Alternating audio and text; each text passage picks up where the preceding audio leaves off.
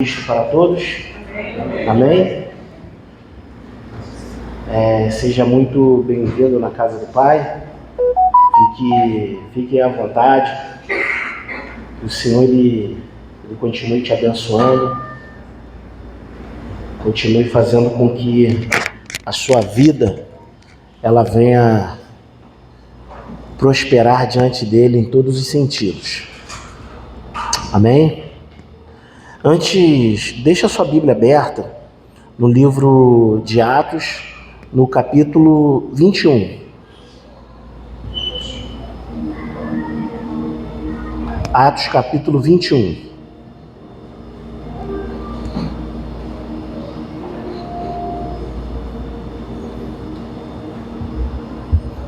Ok?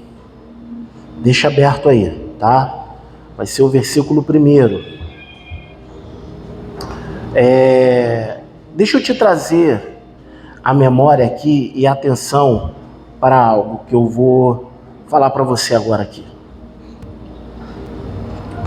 Marcamos hoje um encontro com Deus e nós marcamos todas as semanas.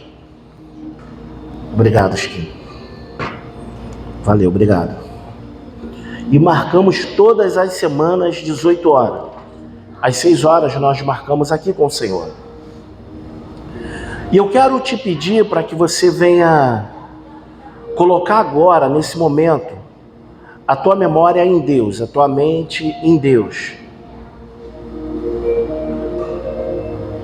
Se de fato você acredita que Jesus ele fala com você, que o Espírito de Deus ele fala com você, eu queria que você colocasse a sua mente nele agora.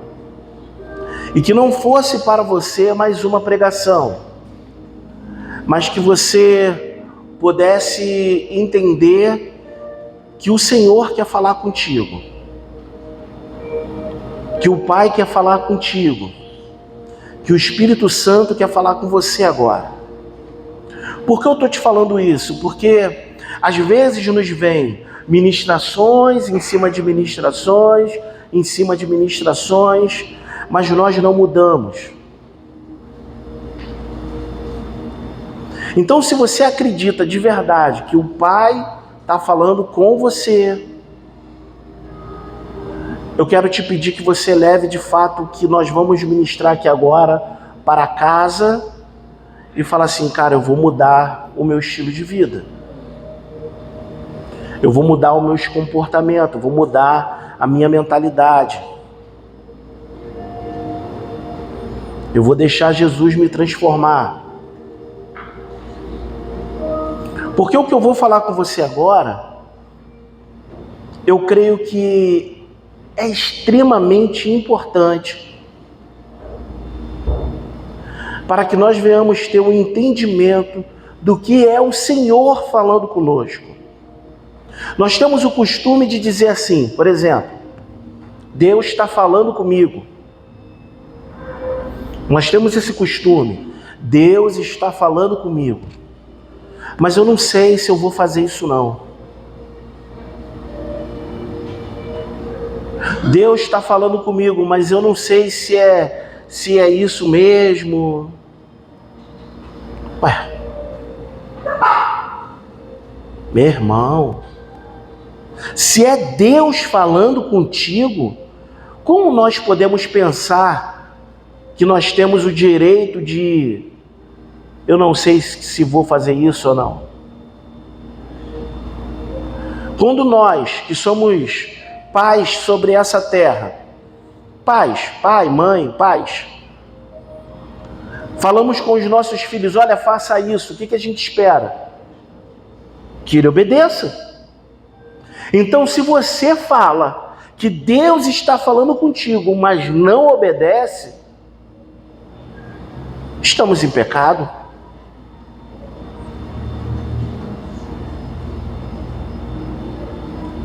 E eu acredito que o Senhor vai falar conosco mais uma vez agora. Atos 21, capítulo 1.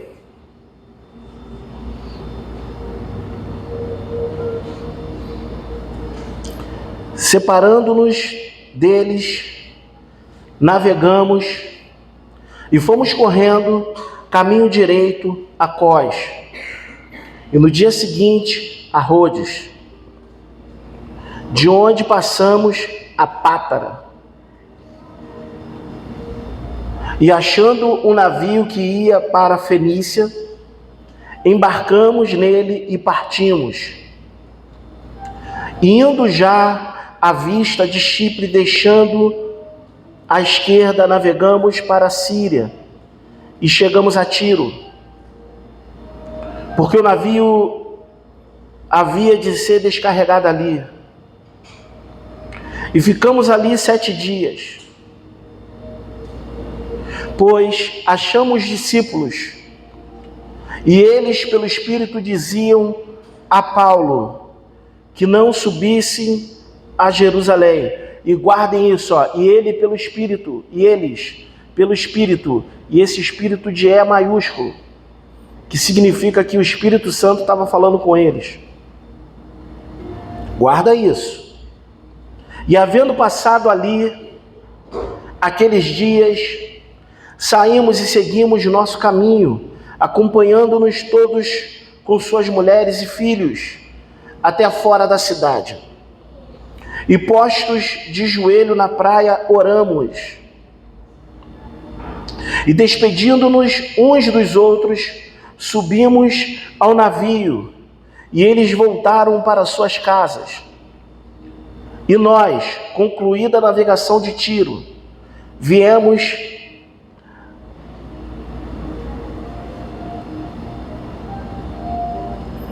Ptolemaida, é isso?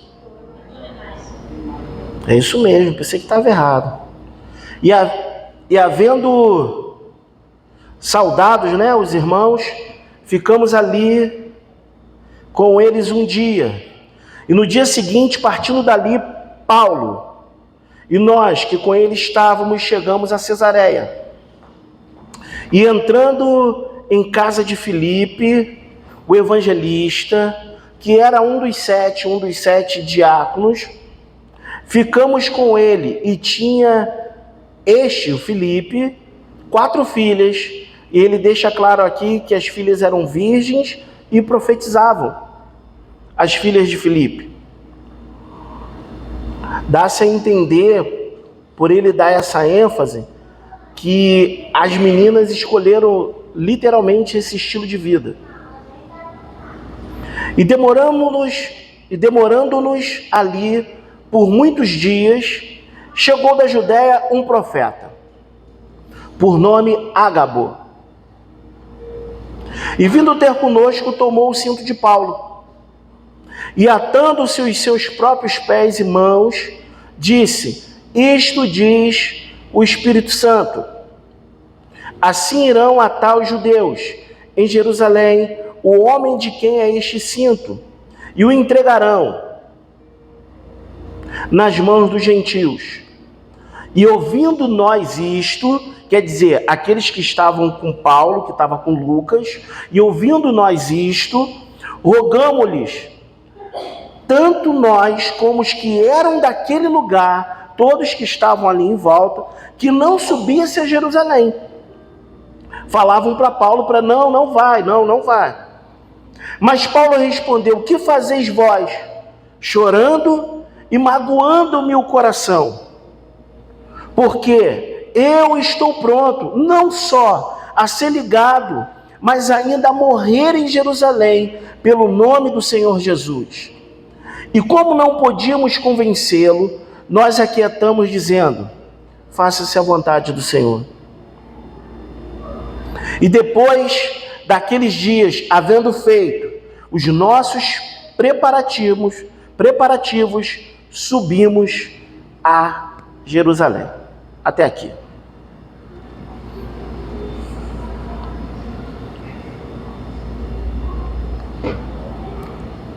O profeta Ágabo não é a primeira vez que ele aparece no livro de Atos, em Atos 21. Ele aparece também no capítulo 11, dizendo que haveria fome, Atos 11, 28, 29 e 30. dizendo que havia fome na terra, e Lucas deixa bem claro que isso vai acontecer na época de Cláudio. E nessa passagem também, eles levantam recursos para levar para Jerusalém, e as pessoas que vão levar esses recursos é o apóstolo Paulo e Barnabé, que leva esses recursos. Então não é a primeira vez que Ágabo aparece profetizando. Mas o que me chama a atenção aqui não é apenas a profecia de Ágabo, era o coração de todos que estavam andando com Paulo. Preste bastante atenção nisso. Antes mesmo dele chegar na casa de Filipe,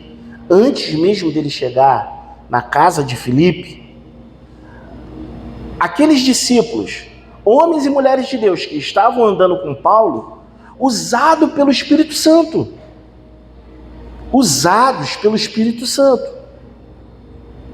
diz a ele, não sobe. Hoje a gente vai aprender algumas coisas. Diz a ele, não sobe.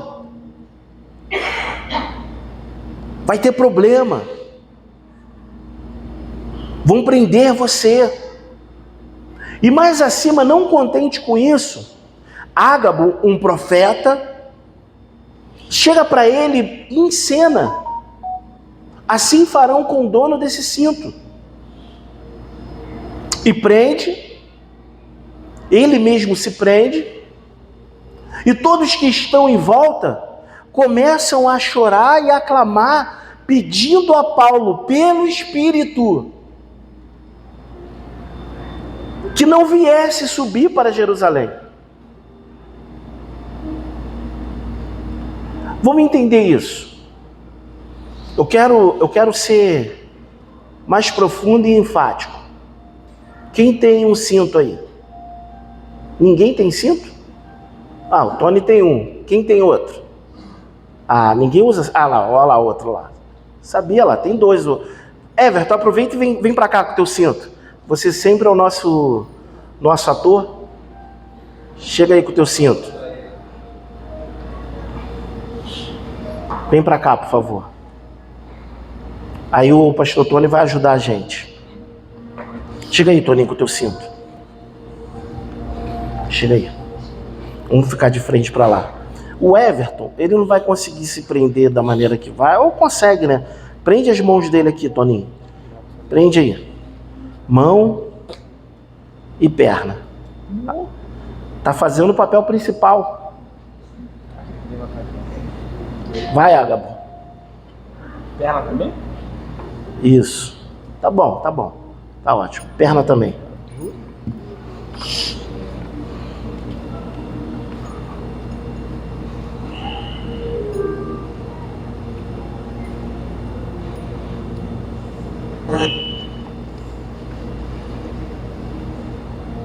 Show, Toninho. Não teria pessoa melhor. Isso aí. Olha aí. Consegue ficar em pé? Consegue? Aí, ó. Valeu, Toninho. Obrigado. Deixa o Everton aqui, que é o Ágabo. Só que eu quero que você entenda o seguinte. Esse aqui é o profeta que prendeu as suas mãos e prendeu os seus pés. O pastor Tony é o apóstolo Paulo. E todos nós somos aqueles que estão com o apóstolo Paulo na casa de Filipe. Todos nós. Quando o Tony olha para Ágabo, quando o Paulo olha para Ágabo, ele está o quê? Está se vendo, né? Ele está preso. Ele não está se vendo preso? Então, na verdade, quando o Ágabo prende as suas mãos e perna, ele está falando que vai fazer assim com o dono do cinto, que é Paulo. Ok? Não era esse cinto e tal, não vamos entrar nesses detalhes, tá bom? Vocês estão me entendendo. Enfim. E aí, Paulo está se vendo aqui. Paulo está preso. Paulo está se vendo no profeta. Paulo está preso. Está olhando para cá. E aí, o povo que está com Paulo, cara, olha que passagem incrível, mano. O povo que está com Paulo, eles vão clamar, vão chorar e vão dizer, não vá. E o próprio Ágabo, e eu fiz questão de dizer que ele em outro momento na história, ele aparece, profetiza, e a profecia dele acontece para mostrar que Ágabo, ele tem respaldo no que ele está falando. Não é a primeira vez que ele está profetizando. Então ele é um profeta de Deus. Amém ou não amém, gente? Amém. Então vamos fazer o seguinte aqui, ó, preste atenção nisso. Então vamos fazer o seguinte. Paulo é o Tony. Agora, Tony, tu tá triste. Tá muito triste, faz carinha de triste isso. Paulo tá triste, muito triste. E nós, presta atenção, gente, presta atenção. Nós somos o povo que está junto com Ágabo. Nós vamos clamar para Paulo não ir. Ok? Vamos clamar então de verdade. Vamos clamar? Aí vamos, ó. Ele fez todo o processo. E assim vamos fazer com o dono desse cinto. E as tuas mãos e a perna. Vamos clamar agora, de verdade. Ah, não, Paulo. Ah, filho. Ah, não vai, Paulo. Ah, não. Vai morrer, Paulo. Espera aí, não é um sentimento estranho, Tony? Não é um sentimento estranho? Se você é Paulo e vendo todo mundo clamando, mas na tua cabeça é, Deus falou comigo.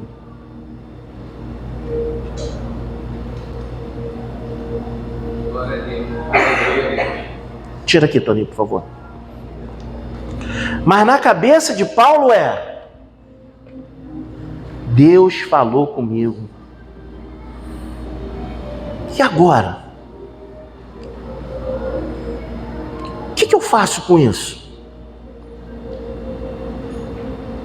Então Paulo chorando,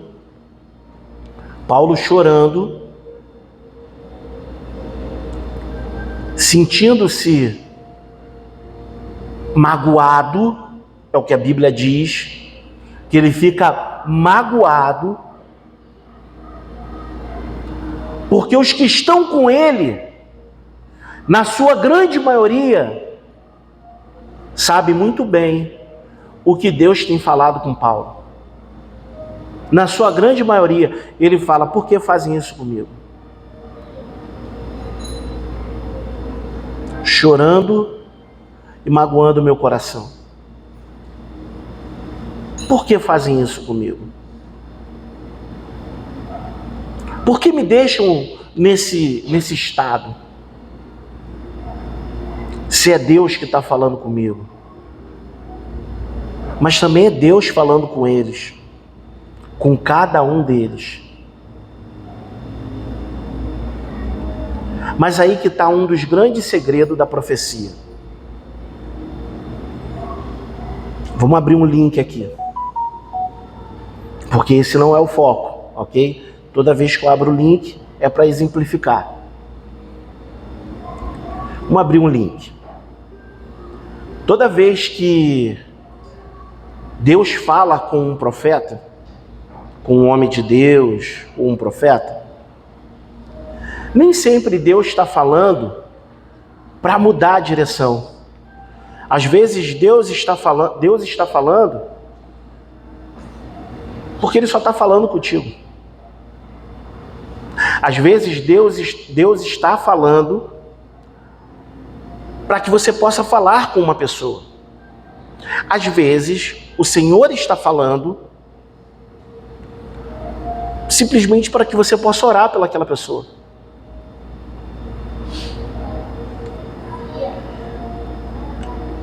Só que às vezes o profeta, ele entrega algumas coisas, porque esse normalmente é o papel dele, esperando que se mude algo. Ou esperando que, em cima daquilo que está sendo falado, se obedeça àquilo que está sendo feito, aquilo que está sendo dito.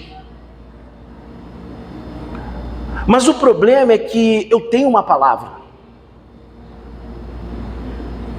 Você sabia que naquele momento ali, eles poderiam ter confundido Paulo? E Paulo não vir a cumprir o seu chamado? Porque se você voltar lá em Atos, no capítulo 9, o próprio Senhor vai dizer para Ananias o seguinte: eu vou mostrar para ele o quanto ele deve padecer pelo meu evangelho.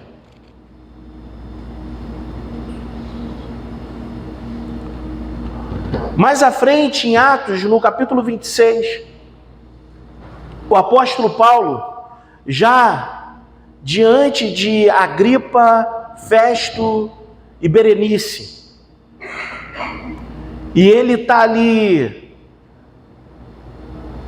ministrando, pregando, literalmente, ao ponto de Festo dizer para ele assim: as palavras te enlouqueceram, Paulo? As muitas palavras te enlouqueceram? E Agripa, ele não faz uma pergunta, mas ele afirma: está tentando me persuadir. Querido, Paulo estava no lugar certo. Era ali que ele deveria estar.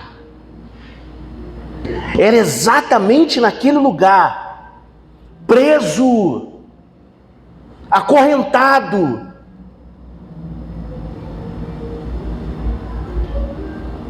O próprio Festo, Agripa, comentando um com o outro, diz: se ele não tivesse apelado para César, poderíamos soltar, porque esse homem não fez nada. Mas ele não. Ele quer ir a Roma. E lá, preso, é da onde ele vai escrever muitas das suas cartas, para poder doutrinar, abençoar as igrejas. E elas chegaram até aqui, ó. Ah, meu irmão, se você entender, e nós vamos entender. E elas chegaram até aqui diante de nós agora, por causa das prisões de Paulo. Agora a gente lê as suas cartas, que são as mesmas cartas que ele escreveu preso para poder doutrinar as igrejas. E eu falo doutrinar no bom sentido da palavra. Então qual é o segredo aqui? Cara, ainda que... Vê se não tem uma boa intenção, pastor Tony. Vê se não tem uma boa intenção. A gente chega para alguém e falamos assim: olha, você precisa estudar, fazer uma faculdade, se preparar, fazer um concurso público, ou algo desse tipo. Mas existe no coração daquela pessoa algo que está queimando em Deus. E nada do que a gente está falando é do diabo. E inúmeras vezes a gente está falando no Espírito, porque a gente sabe que aquilo é bom, que aquilo faz bem. Então a gente chega para aquela pessoa e fala assim: olha, faça isso, porque tu vai se dar bem. Estude isso, porque você vai se dar bem. Olha, por que você não tenta fazer advocacia? Cara, tu é um cara bom para isso. Mas existe o que Deus falou conosco. E que mesmo a gente, achando que está fazendo o bem para o outro, talvez a gente está matando o outro. Porque não é aquilo que Deus quer para mim. E o que Deus quer para você? O que o Senhor quer para a sua vida? O que o Senhor quer contigo? Você tem vivido isso? Ou temos negligenciado? Tudo aquilo que o Senhor falou conosco desde muito tempo, e no meio do caminho vieram as frustrações, vieram perseguições. O diabo tentou colocar, às vezes, o diabo tenta colocar a mão dele, ou pessoas, ainda que cheias de Deus, deram a sua opinião, e você parou. Você parou. E como diz o louvor, quem mandou parar? Ninguém mandou parar. E a gente pode pegar diversas referências em cima disso. Diversas referências. Abraão, Moisés, diversas, cara. Elias. Aonde eles permaneceram, onde eles deram continuidade, mesmo com palavras ao contrário. Mesmo que era cheio de boa intenção.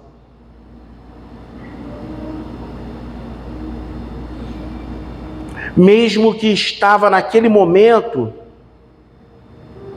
acreditando que estava sendo usado por Deus, e talvez estava.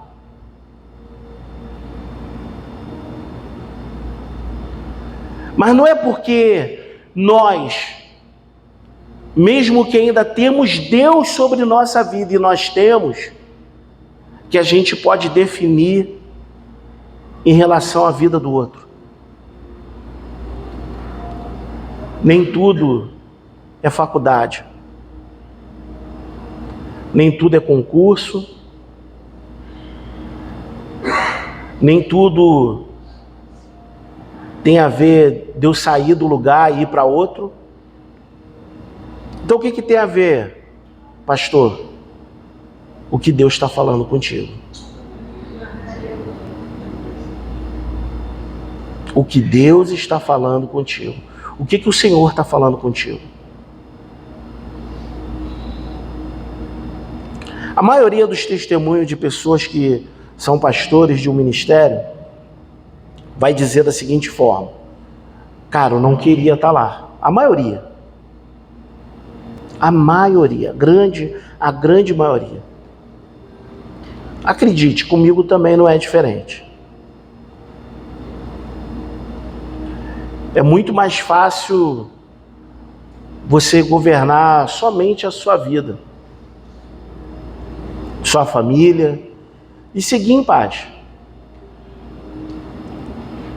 Mas com os pastores, a gente acaba entrando, mesmo que não queira, na vida de outros. Não tem jeito. Não tem jeito, gente. E aí, seria muito mais fácil não andar sobrecarregado. Eu entendo quando os pastores falam isso. Mas eu também entendo que existe uma palavra de Deus. Onde eu quero chegar?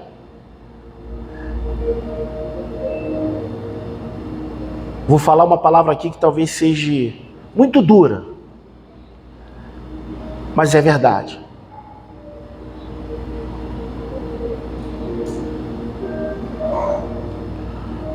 Os nossos sonhos, eles são importantes. É muito importante. Mas se você é um homem de Deus, uma mulher de Deus, acredite, gente, o que mais importa são os sonhos de Deus. Isso é o que faz pessoas, aí sim, mudarem de lugar, escolherem profissões que parece que não tem nada a ver com ele, se tornarem missionários, pastorear ou cuidar de vidas. É isso que movimenta o cristão. São os sonhos de Deus. Cara, Paulo não queria morrer não, mano. Não naquele momento ali. Mas ele sabia que ele iria morrer.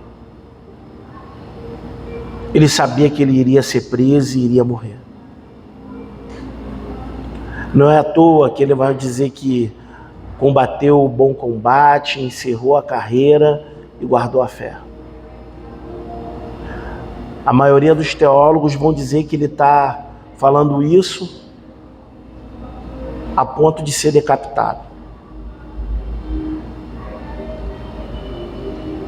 Não, ele não dormiu e teve aquela morte que não acordou mais e foi em paz.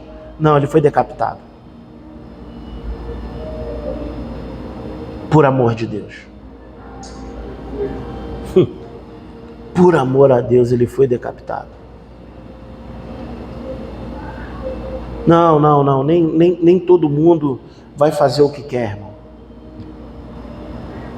Porque se você entender isso, é bem provável de você fazer o que você não quer. É bem provável da sua rota ser completamente diferente do que você tem sonhado até aqui. Do que você tem sonhado até aqui. Muitos dos nossos sonhos acabam nos levando para um caminho de perdição. Muitos. Porque nos leva para uma outra rota, que não é a rota de Jesus. E quantos de nós temos a coragem, a disposição de viver os sonhos de Deus? Essa é a hora que a gente poderia ouvir um amém. Quantos de nós temos essa disposição? A gente não tem um discurso, já viu o nosso discurso? E eu parei para refletir esses dias sobre esse discurso. Eu vou te falar porque eu parei para refletir sobre isso. O nosso discurso é assim: olha, a gente precisa sair da nossa zona de segurança. Isso não está errado, não. Quando a gente está pregando, a gente fala isso. A gente precisa sair da nossa zona de segurança. E a gente precisa entrar no propósito de Deus, na vontade de Deus. Você já parou para pensar que, na verdade, onde você se encontra é onde você está correndo risco? E que no propósito de Deus, que é a sua zona de segurança? Eu parei para pensar nesses dias. Está em Deus que é o meu conforto. Não é fora dele. É estar em Deus que é a minha segurança, a minha confiança. E não fora dele. Então isso também tem a ver com meus sonhos. Isso também tem a ver com os propósitos. Porque estar em Deus é o que vai nos gerar conforto. Não, talvez não seja o conforto que você esperava, mas acredite, é o conforto. Esse que é o conforto. É estar no Senhor que vai fazer com que a sua vida siga em paz. É estar no Senhor que vai fazer com que a sua vida tenha um propósito.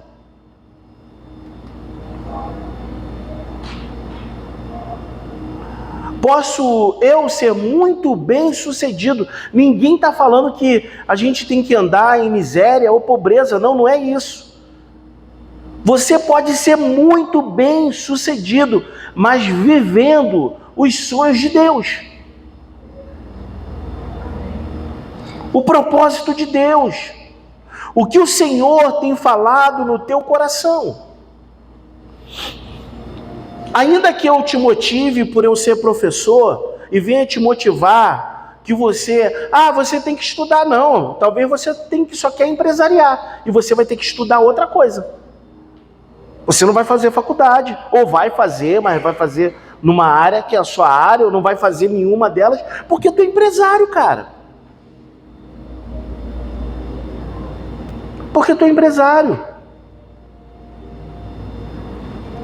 E ainda que eu chegue para você e falar, olha, mas você precisa se preparar e fazer isso, cara, você precisa, de verdade, irmão, de verdade, ter um foco em Deus, a ponto de qualquer pessoa, ainda que seja o pastor, o bispo, o apóstolo, sei lá, o querubim, sei lá, quem chegar para você e falar assim, olha, faça isso, e você saber o que precisa de fato fazer. Obrigado, pastor. Deus abençoe, obrigado pelas palavras. Mas você já sabe o que precisa ser feito.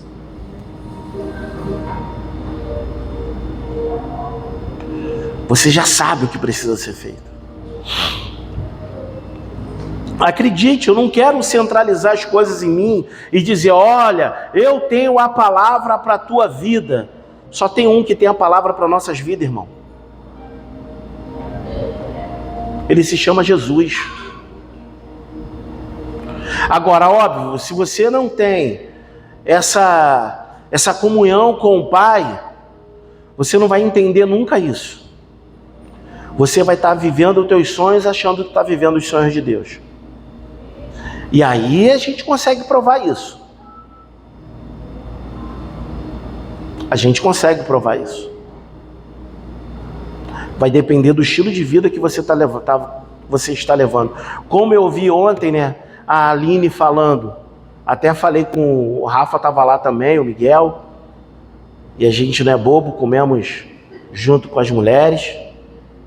Rafa ficou no cachorro quente dele, né? Eu no bolinho de milho. O negócio estava bom. E a Aline falou algo interessante. Ela falou assim, não, eu já tenho pedido a Deus faz anos, não é ontem, não, faz anos, que eu quero trabalhar de segunda a sexta. Porque eu preciso viver. Viver. Não, eu sei que ela não conseguiu isso da noite para o dia. Mas ela disse, eu preciso viver. A gente ouve aqui os testemunhos do pastor Marcelo. Por causa do trabalho dele, ele precisa trabalhar ainda aos sábados. Mas ele pega o domingo e vive muito mais do que nós que tem a semana inteira em relação a Deus, irmão. De verdade. Mas pergunta a ele se ele não quer ficar em casa. Eu estou te falando isso porque ele fala isso com a gente. Que com certeza essa é a oração dele. Eu já vi as pessoas profetizando para ele aposentadoria aqui.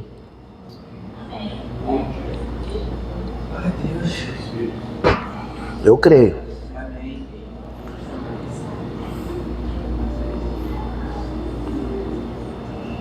Mas é porque tem algumas coisas que a gente já não consegue fazer mais. Quando a gente entende, a gente já não consegue fazer mais. É porque trabalho é trabalho, irmão. Não tem jeito.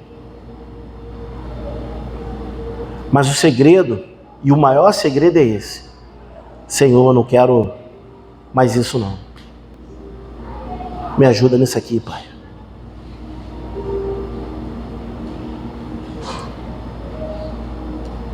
Aí eu posso te dizer que ainda em cima disso, você precisa ouvir Deus.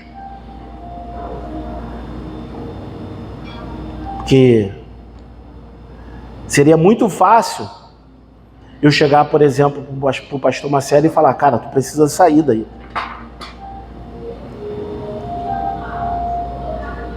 Mas ele sabe o que Deus está falando com ele. Seria muito fácil para mim falar isso para você. Mas você sabe, ou deveria saber, o que Deus está falando com você.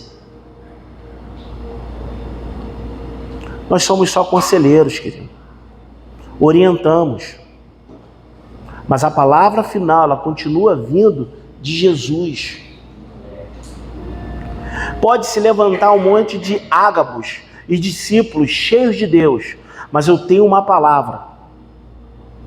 Eu tenho uma palavra. Não é que a pessoa quer ver o teu mal. Eles não queriam o mal de Paulo, gente. Pelo contrário, eles queriam que Paulo vivesse. Mas o Senhor queria que ele morresse.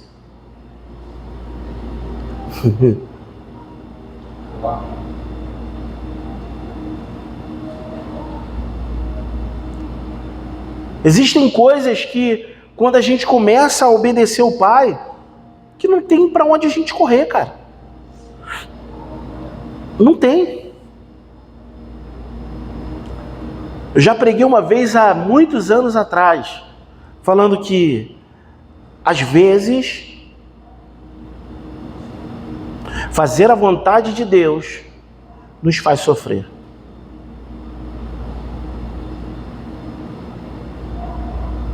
Choramos,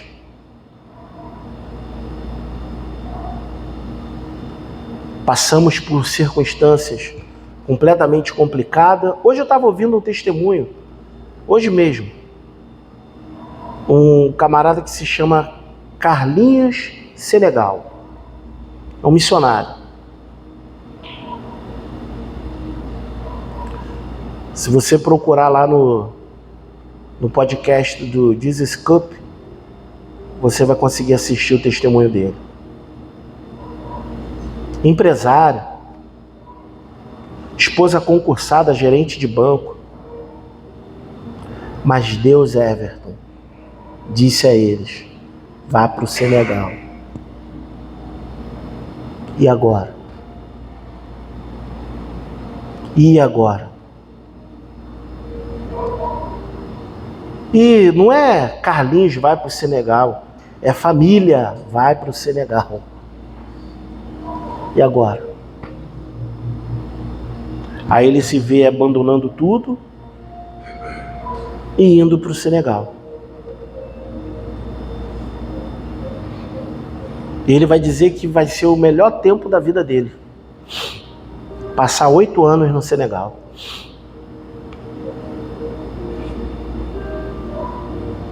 Não estou falando que todos nós vamos sair e vamos fazer missões em outros lugares, em outros países, mas eu estou falando que até o teu emprego precisa ser direção de Deus, o seu trabalho, direção de Deus, a sua casa, onde você vai comprar, direção de Deus, os seus estudos, direção de Deus. Você vai se formar, tu tem noção do que é isso? Você vai se formar. E aquilo ali é como se fosse para sempre. Então você precisa ser direcionado por Deus. Você vai empresariar, você vai investir recursos, tempo em um negócio. Você precisa ser direcionado por Deus. Precisa ser o Senhor na tua vida. Existem coisas que a gente não precisa falar muita coisa aqui não, gente. Mas tem coisas que você está fazendo que está matando a sua casa, está matando a sua família, está acabando com seus filhos. Lembra que eu falei para vocês ainda dentro da palavra? Eu falei, tem coisa aqui que é fácil dizer se é Deus e se não é Deus. É fácil dizer.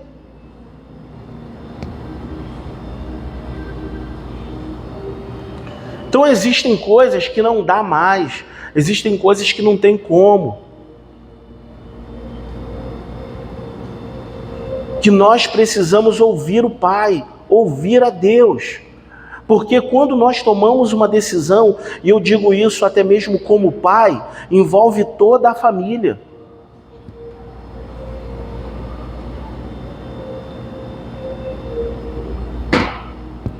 Envolvem pessoas.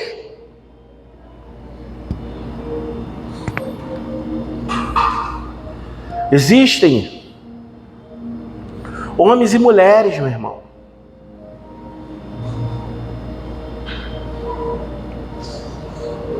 Homens e mulheres que estão envolvidos no teu propósito.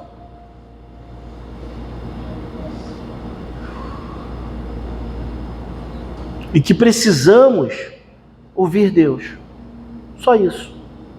Ouvir o Pai. Para que nós possamos caminhar em paz com a nossa casa, com a nossa família. Ouvir o Pai. E ouvir o Pai não quer dizer que você vai ter coisas fáceis. Às vezes vai ser desafiador. Às vezes, olha só como é que parece ser contraditório, mas não é. Você vai estar em trabalho que você não quer. Você consegue me entender? Mas você está ouvindo Deus.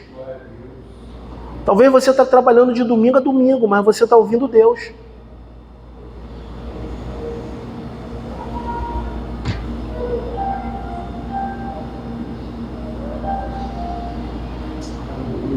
É ouvir Deus, irmão. Para sua casa, para sua família, para os seus negócios. É ouvir Deus. Para todas as coisas que estão ao seu redor. Para o que você vai comprar, para o que você vai investir, para o que você vai comprar para o fim do ano, para a sua casa, o que vai melhorar. É ouvir Deus.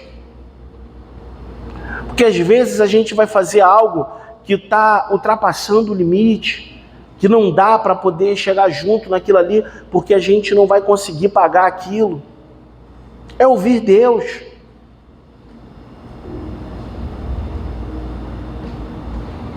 É ouvir o Senhor. E inúmeras vezes, quando nós ouvirmos o Senhor, algumas coisas vão ser difíceis. Você vai ter que tomar decisões difíceis. Mas que vai mudar a sua vida para sempre. Vai mudar a sua vida para sempre.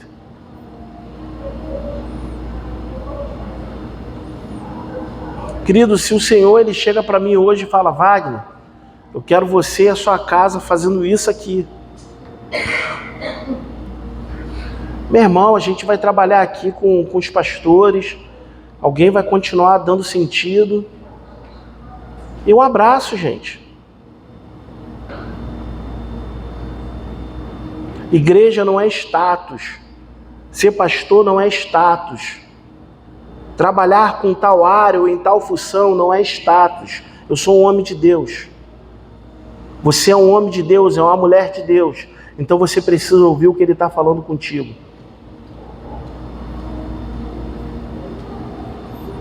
Eu acabei de falar de uma pessoa que abandonou uma matrícula de gerência. Provavelmente deveria ser ou da Caixa Econômica ou do Banco do Brasil, não sei.